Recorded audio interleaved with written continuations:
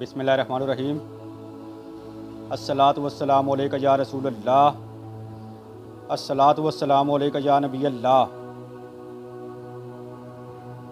مولا کائنات نے جب عمرو بن عبد ود کو قتل کیا تو آپ نے اس کا لباس اور اس کے ہتھیار نہیں اتارے،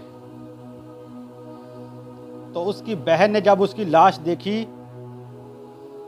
تو کہنے لگی کہ اسے کسی شریف کریم ابن کریم نے قتل کیا ہے۔ اور جب مولا کائنات نے اس کی گردن کاٹ کر حضور کے قدموں میں رکھی تو حضور نے فرمایا کہ اے علی، تیری غزوہ احزاب کی لڑائی قیامت تک آنے والے میرے امتیوں کے تمام اعمال سے بہتر ہے۔ پھر ایک کفار کا شخص جس کا نام نوفل تھا، اس نے خندق پھیلانگنے کی کوشش کی تو وہ خندق کے بیچ میں گر گیا، تو مسلمانوں نے اسے پتھر مارنا شروع کر دیے، تو اس نے کہا کہ مجھے کوئی شریف آدمی قتل کرے۔ تو مولا کائنات خندق میں اترے اور اس کے 2 ٹکڑے کر دیے۔ تو کفار نے ان کی لاشوں کو خریدنے کا پیغام بھیجا۔ رسول اللہ نے کہا کہ ہم لاشوں کی تجارت نہیں کیا کرتے، ان جہنمیوں کو، ان بدبختوں کو ایسے ہی اٹھا کر لے جاؤ۔ تو یہ دیکھ کر کفار بھاگ گئے۔ اللہ تعالیٰ نے حضور اکرم کی دعا سے ان پر تیز آندھی بھیجی اور فرشتوں کو بھیجا جنہوں نے انہوں کو درم برم کر دیا۔ ادھر نعیم بن مسعود نے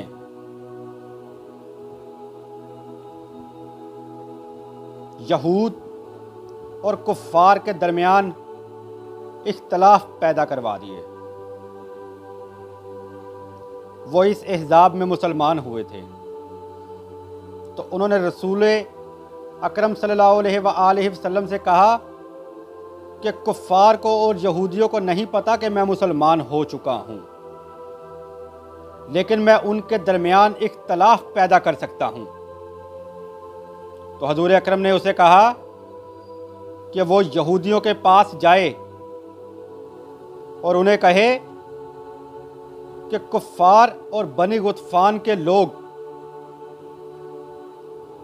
مکہ کے رہنے والے ہیں اور وہ یہاں سے دور ہے، اگر انہیں شکست ہوئی تو وہ بھاگ جائیں گے اور واپس اپنے گھروں میں چلے جائیں گے، اور ان کے اہل و عیال بچ جائیں گے، جبکہ تم مدینے کے رہنے والے ہو، اگر تمہیں شکست ہوئی تو مسلمان تمہارے اہل و عیال کو نہیں چھوڑیں گے، تو لہذا ایسا کرو کہ کفار کے سردار کو بطور تاوان اپنے پاس رکھ لو، اگر کفار بھاگے تو تم ان کے سرداروں کو دے کر اپنے اہل و عیال کو بچا لینا۔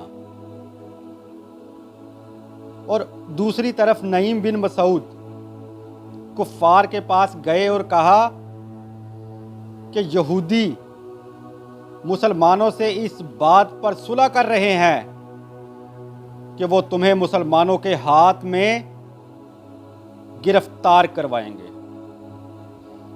تو جب یہودیوں نے کفار کے سردار کا مطالبہ کیا تو کفار سمجھ گئے کہ نعیم بن مسعود سچ کہتے تھے، تو اس طرح ان کے درمیان پھوٹ پڑ گئی، جو کہ مسلمانوں کے لیے بہت فائدے مند ثابت ہوئی، اور یہ ان کے لیے بہت بڑی شکست تھی۔ تو جب جنگ ختم ہو گئی تو پھر حضور نے نماز ظہر، نماز عصر اور نماز مغرب جماعت کے ساتھ ادا کی۔ وما علینا الا البلاغ المبین۔